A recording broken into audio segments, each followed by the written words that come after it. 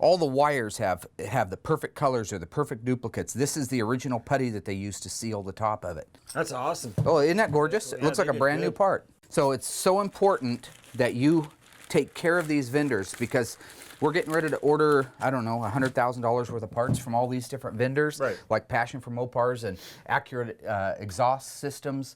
We've got Glen Ray radiators over there.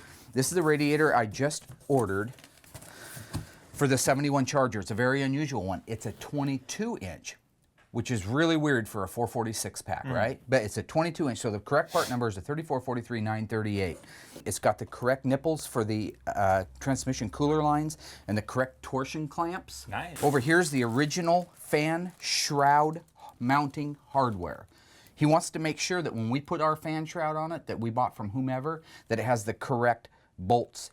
And this is restored. This is not a brand new radiator, but if you look at this, 3443-938, that is the radiator cap, the original radiator overflow hose with the multi-ribs on the side of it. This is exactly the way the radiator appeared in the 71 Charger RT 446 pack on the day it was built. When I open these books, it's because it's the vendor I choose, okay? Yeah.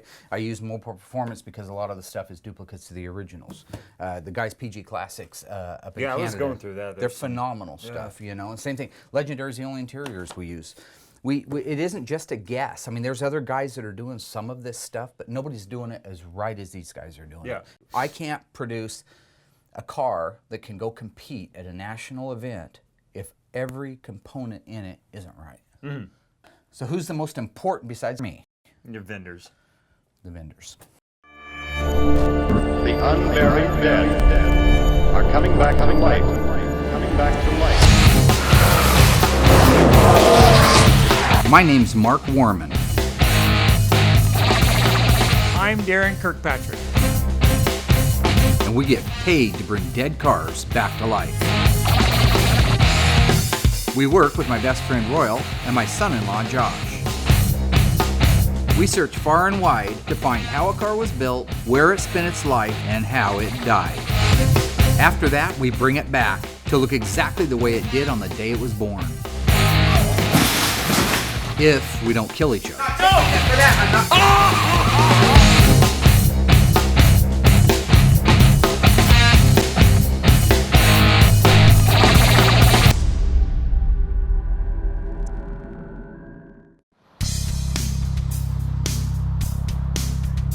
So do you remember the Challenger a couple of years ago? The 70 Challenger Trans Am car? Well, I didn't really necessarily go into an elaborate detail on it, but what concerned me was that was a pretty solid old car, but when it got back over here, it was obvious that there was some metal missing off that car. So yesterday I got a voicemail saying that we were green light go for the dipper for the 71 Cuda. When I refer to a dipper, I'm referring to a company that specializes in cleaning metal. Somebody who will take a vehicle and dip it into a large vat, usually full of acid, and remove all of the paint and the rust and the different sealers and undercoatings. What concerns me is that car comes out of the tank and the only thing on the end of the hook is the seatbelt I forgot to unbolt. I mean, I'm done. I got a client with a ton of money out. Hey, can you hang on? All right, hang on. The problem is if you happen to leave a car in one of those tanks full of acid too long, it just continues to eat and eat and eat until there's nothing left of the vehicle. Is there any way to make sure that we get all of the paint, all of the rust, all of the seam sealer, all of the undercoating off of the car with the least amount of removal of the actual metal that we still need to be able to restore the car? And now I got a call. 1 second again. You know what I'm saying? I mean, it would spend less time in there than that. No, I know. I'll tell you what worries me, and I've been worried about it since the beginning. Nobody cares. The guy that has the company doesn't care if I take the car over there and it turns out that I have nothing left out of the dip tank, but I have to care because I get paid to care. I know. I know, you want super perfect, but that's not. Hey, it's just, that's how it goes. Okay, we'll be over there at either myself or Daren will be over there at 9 o'clock tomorrow morning. If I go over there in 3 days from now, from the day we drop it off, and I pick it up, and there's nothing left of it because he got sidetracked or he got busy, then honestly, I'm going to have to write a check to my customer for $50,000, probably plus interest, for his investment in the 71 Cuda because there's nothing left of it. Okay, bye.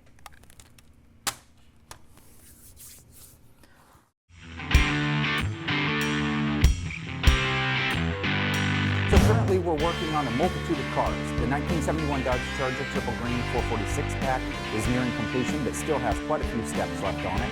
The 1970 factory sunroof Plum Crazy Challenger RT is nearly at the body stages and has a ton left to do on it. We haven't even found the original motor yet for it. The 1971 Triple Black 344-speed Cuda is also on the slate to get restored this spring. And I have to get the 71 446 barrel shaker hood Tour Red Cuda over to the Dipper, which worries me even to this last minute about taking it in and putting in a big vat full of acid. Let's see, is there anything else I can add? Yes, absolutely there is. There's a 1970 Cuda job that I hustled, 383 automatic, numbers matching, rally red car. That's supposed to get dropped off, I think, yeah, like now.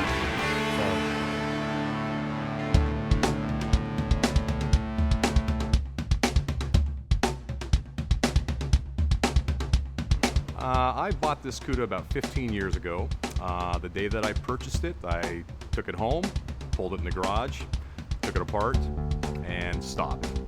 Every time I would come home and walk through the garage, I would see that car sitting there and my heart would just sink. I just figured I'm not going to get this thing done. It's not going to happen. He's always wanted to work on his car. It's been sitting in the garage. We've been living at our house since we've been married for 5 years now. And personally, I was tired of it being in the garage in the state it was in. And he's been looking at it, walking by it and saying, I'm never going to fix my car. So I got a phone call a few days ago from a lady out of Washington who had read our article in the Auto Enthusiast magazine. He was just chomping at the bit to try to do something about his car. I told the wife that there's actually a Mopar restore shop right down here in Springfield, Oregon, and I was very ecstatic to find that out. You know, initially, the motivation to start this whole process was Mark's turning 50 in February, and I thought, what a great reminder of your 50th birthday to have this project complete. When I came home the next morning or the next evening from work, the wife informed me that she'd contacted Graveyard Carz, and away we went. We scheduled an appointment to come down, and we drove down, came and looked at the shop and all the other cars that had been, that work was being done on them, and there was a Roadrunner. Okay, these guys know their stuff. They are very passionate about Mopars, and it was like they eat and breathe Mopars. I'm like, this is perfect. It's absolutely perfect.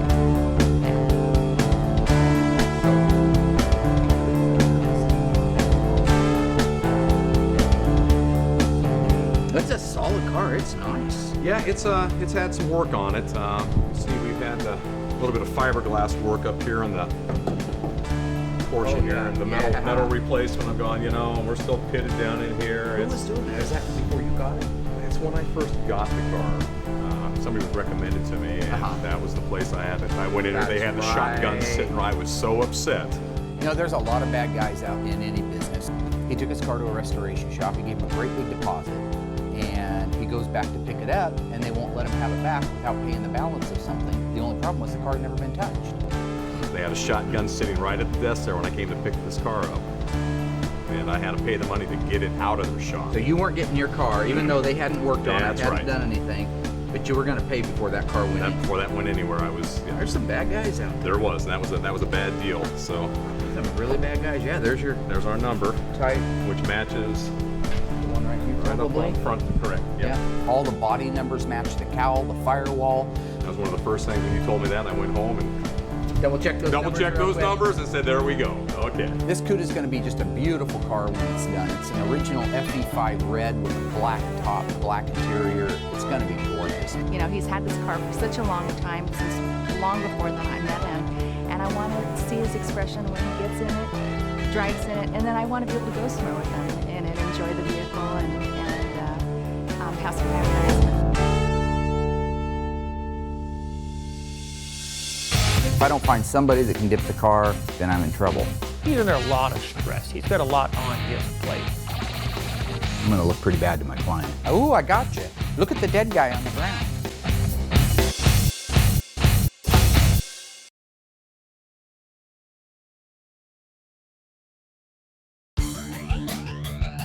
I've been looking forward to going down and seeing Tom and the gang at Accurate Exhaust. Instead of me getting to go down there and visit and check out some of the new stuff that they're doing, I have to send Daren. Hi, Tom. Hi Darren, how you doing? Good. My name is Tom Swope and I'm the owner of Accurate Exhaust Products Ltd.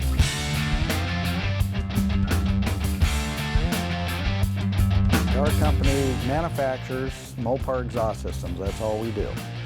So you can buy a pre-built exhaust system, you can order it, and we'll test fit it here, we'll send it out. You can bolt it right on your car in sometimes less than a half hour. We start with an original. We improve the original, we make program cards. What this is we start with a straight piece of pipe, let's say 10 foot long. Program card is all the specs that you need to bend the pipe. So this will have like 7 bends in it. As it moves through the machine, the operator actually will, by the time he gets done with it, it'll have all the proper bends to it.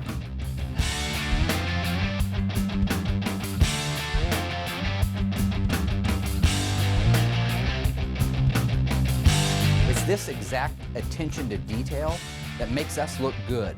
And one of the reasons I love Accurate Exhaust. Just love them.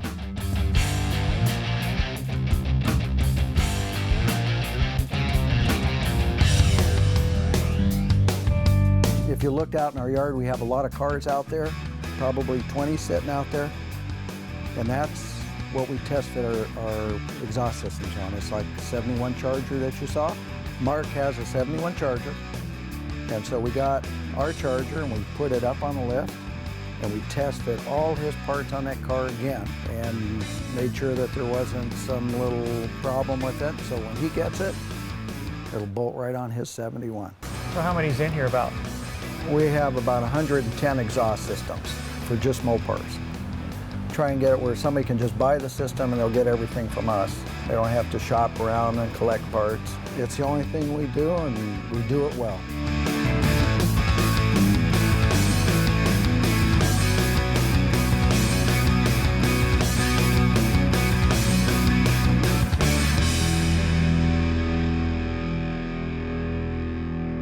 I'm not doing it. I'm just not gonna take it over there. I'm not taking the chance of it going over there and finding out that I got nothing back. I'm just not. I'm just not. The 71 Cuda really has me perplexed. I think we may be in for some trouble on it. If I don't find somebody that can dip the car that cares enough to make sure that we don't end up pulling up nothing up out of the dip tank, then I'm in trouble. I'm gonna sit down and see if I can find any other alternatives to taking it over to an acid bath and dipping it. I appreciate your help. All right, bye. I have a company out here called Graveyard Carz. We restore Chrysler muscle cars. And I saw online that you guys do metal dipping and cleaning. Yeah, it works great. Okay, I'm just hoping to find somebody that doesn't use acid as the primary dipping tank because I just can't afford to lose a lot of metal off this car. I need to go to the doctor. My ear is killing me. It's full of thing in your ear for hours while dogs are barking. Hello, Haiti. I love you. Anyway, I'm sorry to bother you, but yeah, if it's acid, I'm gonna try to avoid that. All right. Yeah, well, I appreciate your time. Okay, bye. I've got a 71 Cuda 446 barrel that's worth around $250,000 when it's restored, and I guess the idea of walking up to my client and handing him a fender tag and a title to a car that doesn't exist because it melted away in your vat wasn't exactly my primary goal.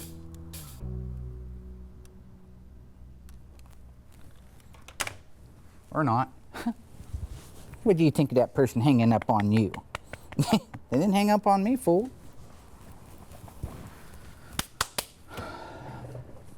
Okay.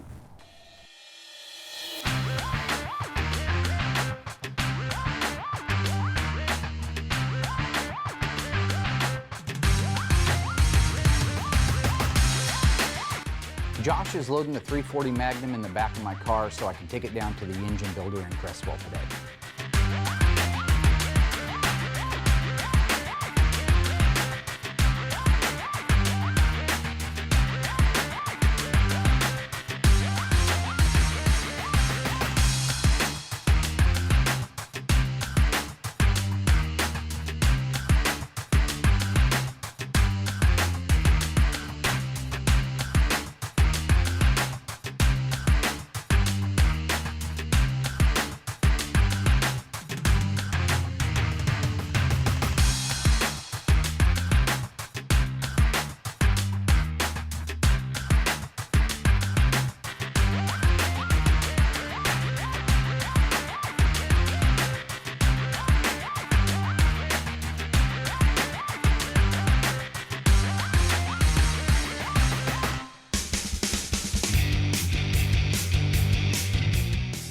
name is Gary Stevenson. I own Engine Research and Development in Creswell, Oregon. We build all kinds of different engines for different race applications, street rods, anything that's got a running engine in it, we'll work on.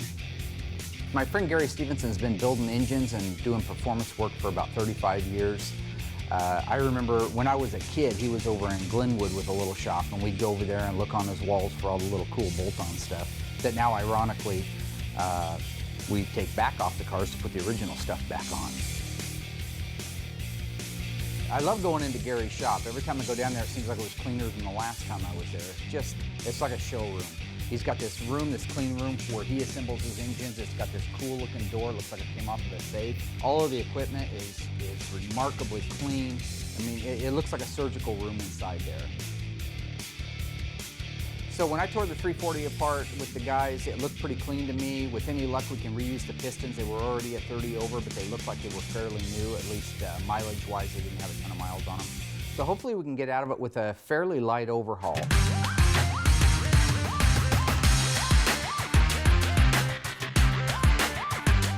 Well, Mark dropped off the 71 340 today. Once we get it cleaned up and measured, then we'll call Mark back, let him know what it needs to make it a good running engine again.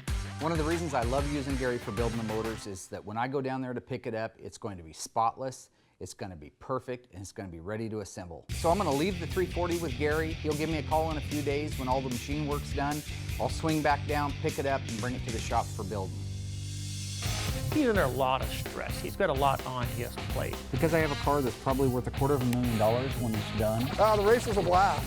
turn around and go back. So now here's the part where you really need to be an optimist.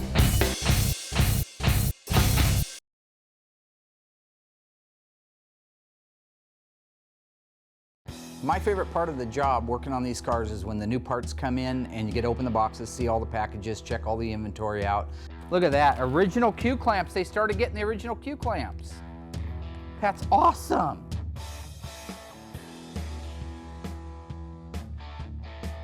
Was it?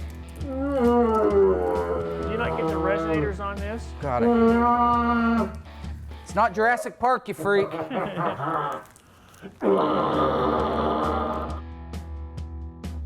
They only made 98 446-pack automatic 71 Chargers. So out of the 98, how many of them were optioned triple green with an air grabber? It could easily be one of only one ever made.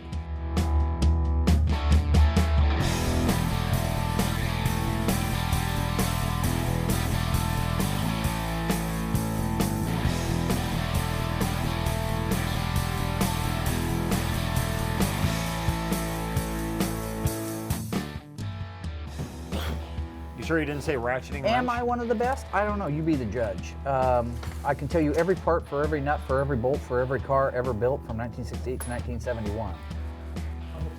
No, guy.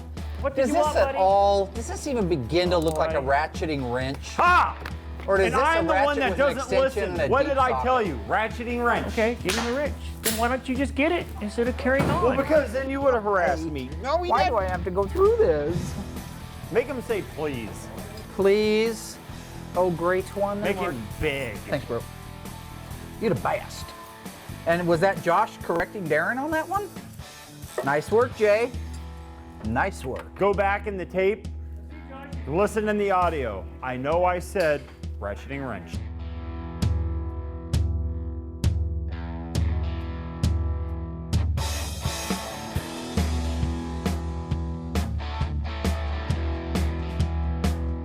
So you need to go out and find this bolt. You take this out there. If you swear that you don't do your usual G.I. Joe doll stuck in the bottom of the bathtub routine, you promise you put it back What in the hell does that mean? You know what I'm talking about. I don't. All right. What? Well, you tend to lay things down and then that's where they're setting forever. So like I might go out back and find this wedged in a tire of a car. And then when I ask, well, who left it out here? Everybody says, not me, dude. Just like your G.I. Joe doll that was stuck in the drain of your bathtub that your mom told me about. Oh, that okay. You continually denied doing and you know you did. Well, from now on, if you start asking things like that, I think I'm going to say, who'd you piss off? Okay, there you go. We made record time installing the exhaust on the 71 Charger. Absolutely everything went according to plan. Everything's where it's supposed to be, bolted down tight, perfect. And why?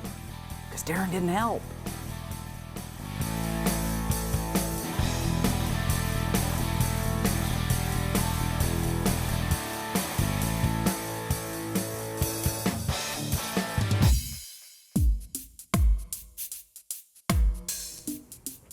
So is there absolutely nobody that you know of either that uses something that won't just eat the metal to pieces? Yeah, well, I don't know what to say. Yeah, your system won't work, neither will the other 300 systems out there, or that, or I'm just gonna have to bite the bullet and take a chance, drop it in. Well, I'm trying to get hold of somebody out there that does metal dipping, but doesn't use an acid-based solution, because the acid by nature eats metal. And our poor old Cuda just doesn't have a whole lot of metal left to donate to the world.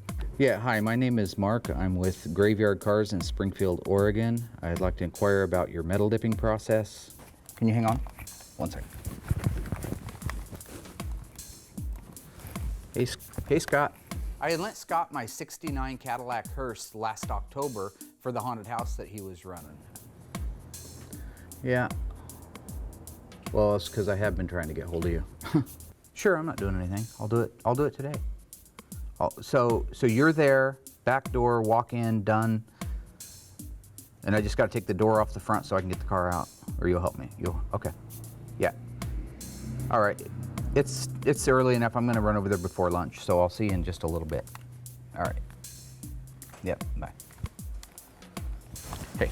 Anyway, so my point is, if I take that car and I dip it and I bring back nothing, or can't restore that car, I mean, I'm going to look pretty bad to my client.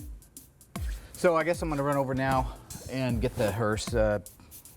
Captain America called and said that the place is open now where I left the hearse, so I'm going to run over and grab it, I guess, and since I'm not doing anything else. The last few weeks have been more stressful than usual, and I admit that. I didn't have a whole lot of extra time when Scott called, but as it turns out, the only window of opportunity he had for me to come get the hearse out of there was right then, right when he called. Hello? Can't see any. Did you idiots actually bring a light? Did anybody bring anything? Of course not. I just want my car back. Hey, yo! Hello? Just wanted to get my car. It was sitting right there where those pallets are. When I first got there, I thought, I'll just turn around and go back. But no, I just keep walking through. I should have left. I have high blood pressure. What kind of grown man does this in the middle of the spring? This is insanity. Hey, Scott. And as soon as I got there, I knew it. I kind of had that weird feeling. Like, we got in there, I yelled around, nobody was there, the lights are all out, the little haunted house that he keeps up year-round is all lit, and I'm like, oh, God. Hey, Scott, Mark, over at Graveyard. Can you call me? I'm inside your haunted house. I just was hoping I could maybe get my hearse and go home. Okay, it's gonna be the game. Shit. And I knew he just wasn't gonna roll over and come out and tell me where my car was, because that's not what guys like that do. They live for this stuff. So, like a rat up a tailpipe, there I had to go walking through the stupid haunted house. And again, all I really don't want is feet sticking out of weird areas. What's that? I could see where a guy like doing this, but 12 months out of the year, you have to be insane. Now, why is that? That's stupid, and you guys know it's stupid. That's just what that is. That's just dumb. Yellow. Yeah, spiders. I hate spiders. Absolutely hate spiders. That's stupid. That's irresponsible. I know that this is what Scott does for a living, and I respect that. Everybody's got to be good. I think he's very good at what he does, okay? I restore cars. I'm very good at what I do, okay? But he's at work getting ready to make money in the upcoming season. I'm being taken away from work. I'm being pulled back away from work to walk through this crap hole. Yeah, it's good, Scott. It's great. Oh, you got me. Ooh, look at me, everybody. I'm a grown man scaring people. You come to my shop to check on your car, and I'm not gonna push an intake manifold off the roof onto you and say, "Oh, I got you. Look at the dead guy on the ground." You know, it's a responsibility. And all my point is, I got high blood pressure, man. Hey, you know, I know, but don't you? It's all about having fun. Your hearse is right over here. Just follow me. It just wasn't fun, dude. Why is he up there? What is hanging down? Oh, well, you know, just a few. Why just? I heard you like spiders. I hate this place. I'd love to find my hearse. I got a secret door here. Okay, no tricks, all right? We've been down that road. Okay. There it is. Thank you. Thank you. Frankenhurst is one of the most popular attractions anywhere it goes, absolutely hands down. I put a YN dual 4 intake on it with dual 750 Hollies and hand-built some zoomy headers for it. It's a good-looking car, and we've actually spent quite a bit of time together, Frankenhurst and me, working on these old Mopars. Thank you. Yeah, I knew Mark was coming over to check out his hearse, see how it's doing, and possibly pick it up. So I thought I'd give him a little scare, you know, and I think it worked out pretty good. He figures he probably really got me, like really scared me. But I think you can tell by looking that I wasn't really scared at the time.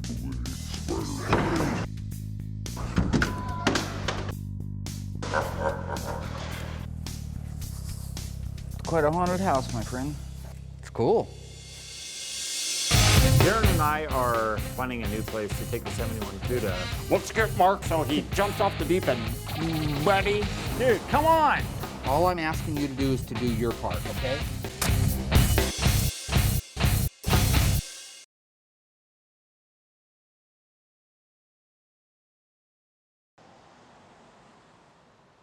I did my job, I did my part. All I'm asking you to do is to do your part, okay?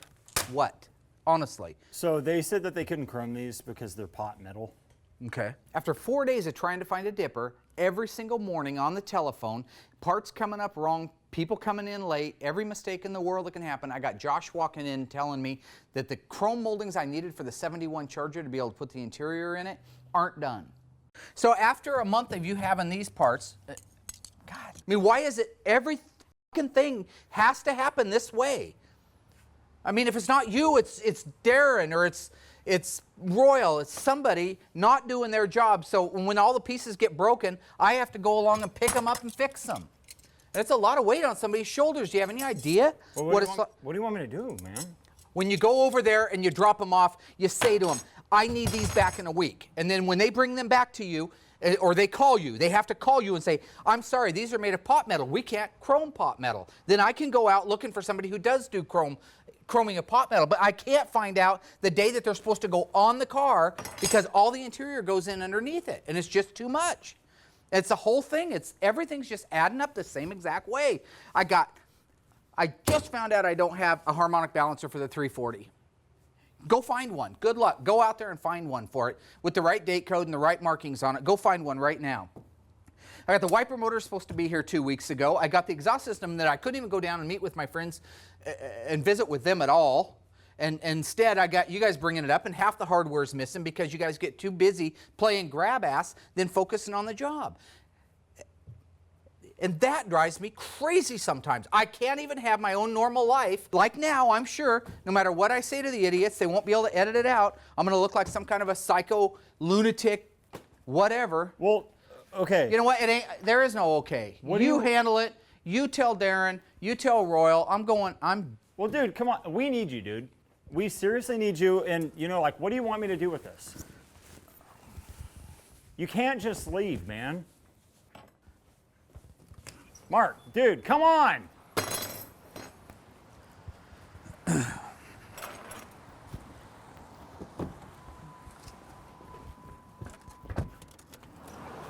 Mark, are you fucking kidding, dude?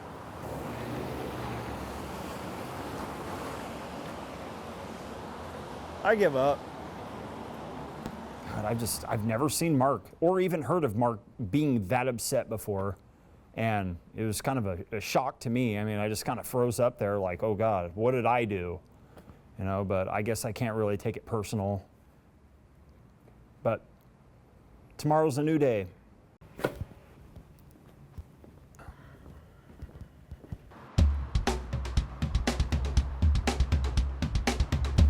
This here's acid dipping. That's what Mark wanted to stay away from, right? He didn't want to do acid dipping?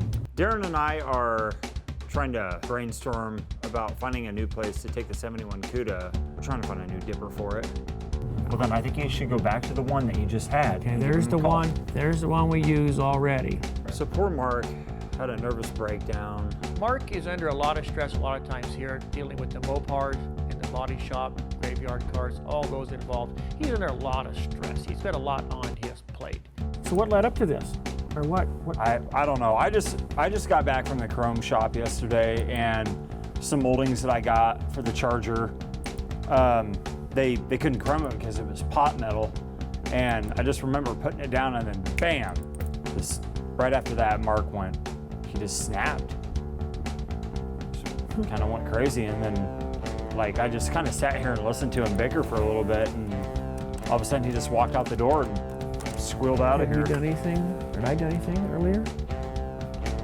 You mean as far as You get him all wound up or anything, yeah? I don't know. I don't think so. I don't think I did He anything say at all anything about yesterday at all. I hardly saw him. Did he apologize today to you or anything? it. No. Have you seen him today? No. So you don't know how he is today? No.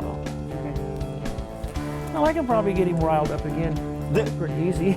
Won't take much today, then, right? Yeah, that's definitely something I want to hear in a time of crisis like this. Like, yeah, let's get Mark all amped up again so he jumps off the deep end. Buddy. I see what he's up against. Is pretty much not much of a choice out there. Mark's concerned that the acid is just going to take off way too much metal. What's this? Are vastly superior to the alternative cleaning methods that damage items, etc., from sandblasting, acid dipping, and hand stripping. So maybe they don't acid dip. The more metal we save, the more the car's worth. No metal loss or metal fatigue occurs.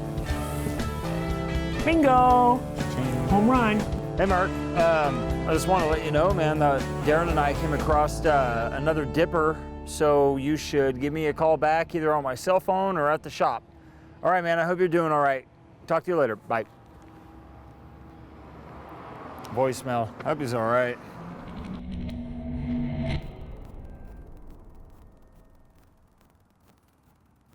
Just sitting out, chilling out here a little bit, taking a few minutes away, and getting ready to order some pieces and parts for one of the cars. I have a job. No matter what the other bananas do in there, I have a job and a responsibility to the owners of each and every one of these cars you see out here and inside that shop. So if I blow a gasket once in a while, if I vapor lock, yeah, I mean, it's... Would you consider that a nervous breakdown? No, that's not what I would consider a nervous breakdown. What I had was what everybody has 20 times a day, but I guess I'm not entitled to them, okay? I see Royal. Look at Royal's hand sometime. Look at his hand. He has no knuckle right here. You know why? Because when we were kids, he punched a wall because he ran over his Kmart, because he ran over his oil filter with his car. Like anybody that's human, you're gonna lock up. Pretty much turned out to be a destruction derby. But I've got a $250,000 car. For a car in this condition, we're the only option. It's been a long time getting where we're at right now.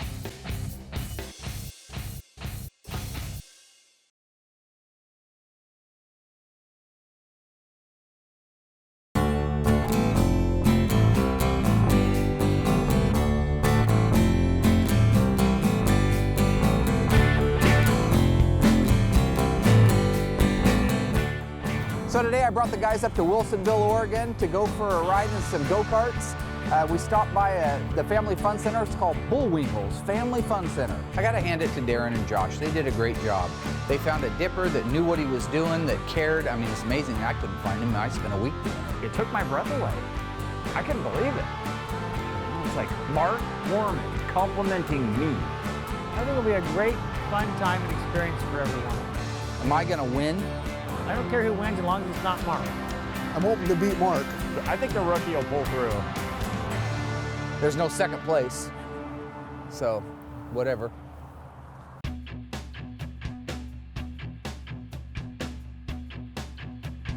I'm excited, but I'm cold. It stopped raining finally. It's Oregon weather. Number 23, please remove your helmet. Number 23, please remove your helmet. Once we had got up there and it was what I call go time, that's where I like to leave a lot of the comedy and the jesting behind. When I see a green flag or a green light, I think it's performance time.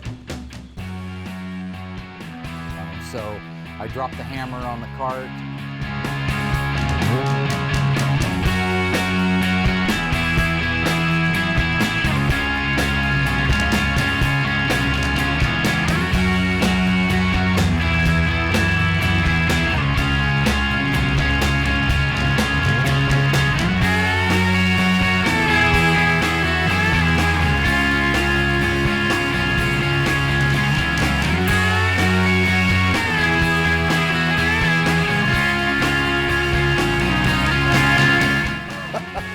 The race was a blast.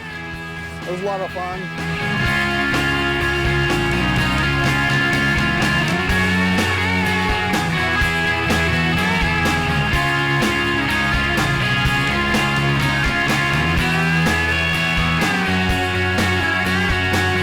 Finally, the guys realized they would never be able to catch me because of my keen driving skills.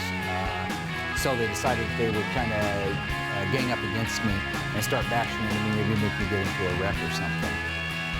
I hope they let us back. There was some signs on the back of the cars that says no bumping allowed. I think we did everything but that. I thought it was actually going to be a race, but it pretty much turned out to be a destruction derby. The no bumping rule was not enforced really heavily, but I would say they pretty much ignored it the whole time. Yeah. I put people into the wall many times. That's what my purpose was out there. Well, it was a lot of fun. We had a great time out there. Cheeks are a little rosy. I dusted everybody off. The only way they could beat me was to actually harpoon me in the side and spin me out. I think Cindy Brady is the first one that did it, and then the rest of them kind of jumped on board. I think everyone knows who number one is. So if I had to pick a winner, it would have been Josh. Yeah, Mark probably won't like that, but that's okay because it's the truth. The guy running the place named Tom, awesome dude. Man, he just rolled out the red carpet for us. We felt like celebrities there. Opened up the video arcade area to us, which I did pretty good at. Let us have at it. We had lunch in Bullwinkle's restaurant. Awesome food. We really had a great time up there. I think that's a great idea. No, we'll just stop what we're doing and get up there.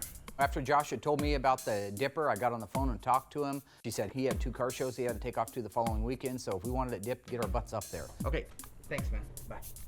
He said that they can squeeze the car in if I get it up there right now, so we're gonna head out. You catch that? We're leaving. Okay, have fun.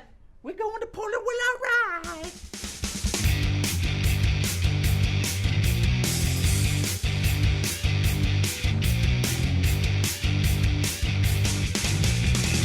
You know, it's funny after as long as we've had the 71 Cuda and talked about dipping it to actually be at that point. And I stopped to think that I've got a $250,000 car that I'm loading into the back of a $50 manure trailer and it fits.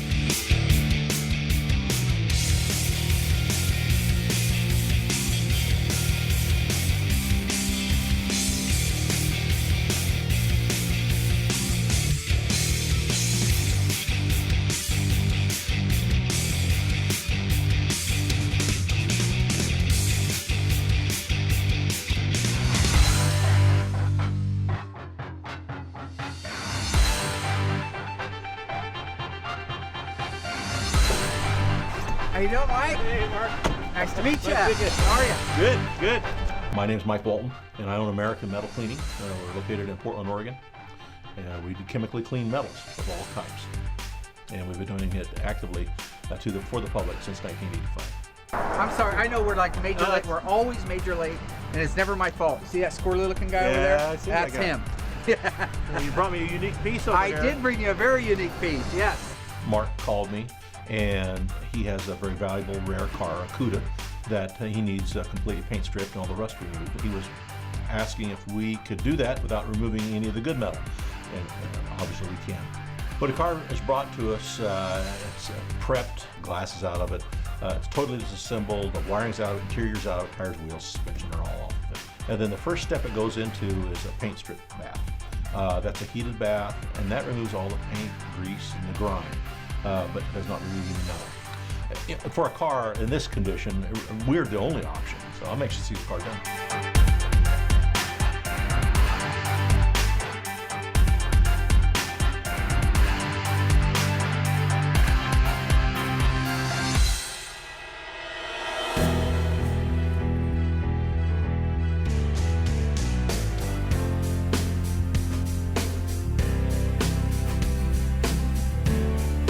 Mike reminded me that the tank that it goes into, even though it doesn't remove metal, it does remove rust, and we're really not sure how much rust is on the car. And those last minute thoughts are real. They do go through your mind, and you think, man, when they drop that thing down in there, what's gonna happen? And worse yet, when they call me in 3 days, what's gonna happen? And frankly, I think we've got a big investment riding on Mike's back.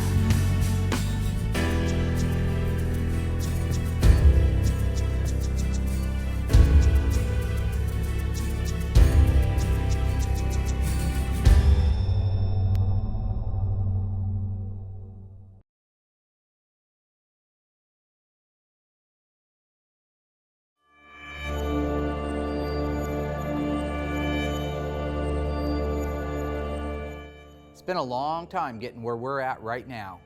It's nice that the 71 Cuda is coming up to the top of the list, finally, after all these years, so we can get the car dipped and actually start putting the car back together to stop the carnage and make the car look beautiful again. Mark's had the Cuda for a long time. I don't know exactly how many years to date, but ever since I've been here, it's pretty much been out back in the boneyard. Since my client bought it 3 years ago, it's been buried in the ground, it's been flooded, it's spent countless hours behind another vehicle being pulled from place to place and being moved from shop to shop. It's been hours on the frame rack. Not much else to be done to this car right now, except what we've been waiting and anticipating for, which is the dipping of the body. For the past several months, Mark, Daren, Royal, and I have, we've all become family. As goofy as they look, as wild as they act, and as old as they are, they could probably learn something from them.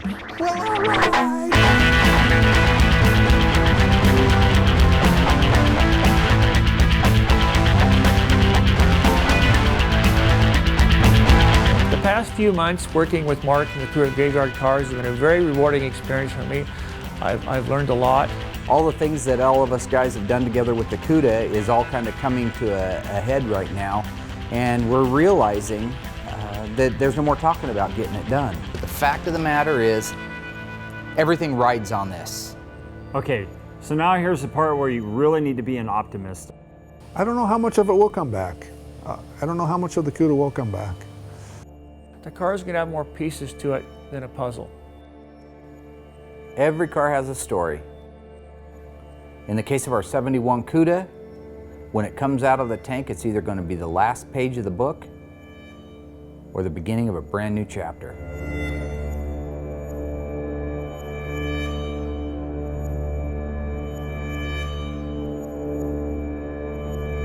Hey everybody, Mark here from Graveyard Carz. I can't put the top up until you hit subscribe. So I'm begging you, hit subscribe.